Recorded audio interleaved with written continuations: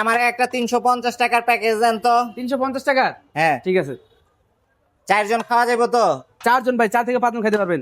তাই? বাসমতি চাউল।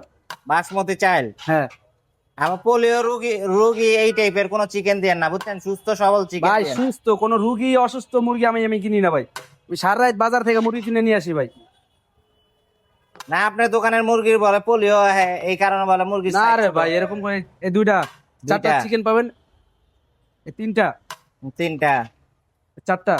4টা, তাহলে 4 পিস চিকেন, হ্যাঁ 4টা আলু। 4 পিস আলু। হ্যাঁ এটার সাথে সালাদ আছে। এটার সাথে সালাদ আছে।